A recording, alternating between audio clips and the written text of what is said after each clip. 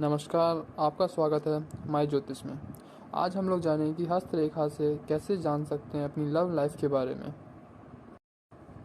हस्तरेखा की जानकार हाथों की लकीरें देख के ही बता देते हैं कि उनका भविष्य कैसा होगा। आइए आपको बताते हैं कि आपके हाथों में ऐसी कौन सी रेखाएं हैं जिनसे पता चलता है कि आपकी लव लाइफ कैसी होगी। जिन लोगों को जानकारी होती है वो लोग हस्तरेखा देखते ही कयास लगा लेते हैं। आज प्रेम विवाह की हस्तरेखा से जुड़ी ऐसी कुछ रोचक जानकारी आपसे साझा करेंगे जिससे आप अपने आप ही हस्तरेखा देखकर अपनी ज़िंदगी से जुड़ी कुछ रोचक बातें पता लगा सकते हैं।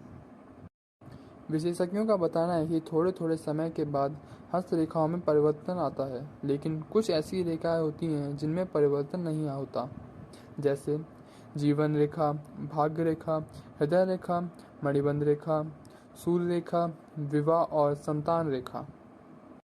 अगर हम हस्तरेखा ज्योतिष की माने तो विवाह रेखा के माध्यम से हम प्रेम और विवाह के संबंधित बातों का अनुमान लगा सकते हैं। आपको बता दें कि विवाह रेखा आपके हाथ की सबसे छोटी उंगली के नीचे भाग पर आड़ी स्थिति में होती है। हाथ का यह भाग जो छोटी उंगली के नीचे होता है उसे बुध पर्वत कहा जाता है।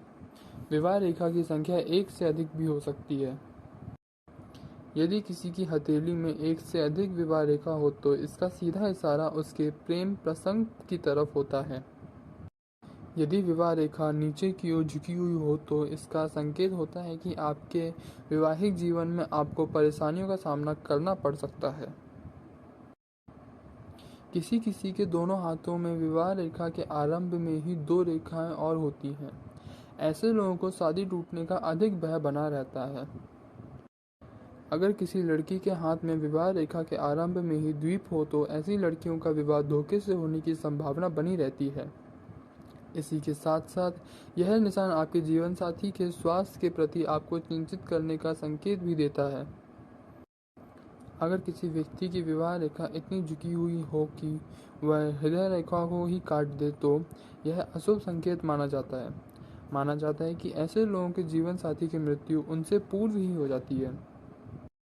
अगर किसी की व्यक्ति की विवाह रेखा इतनी लंबी हो कि वह हथेली में उपस्थित सूर्य पर्वत तक पहुंच चुकी हो तो ऐसे लोगों का वैवाहिक जीवन बहुत अच्छा होता है और जीवन साथी के साथ उनका तालमेल बना रहता है, जिसके कारण उनके जीवन में मधुरता रहती है और सुख समृद्धि भी आती है। अगर बुध पर्वत से आने वाली कोई रेखा वैवाहिक रेखा को बीच में ही काट रही हो तो ऐसे लोगों को वैवाहिक जीवन में थोड़ा संघर्ष करना पड़ता है।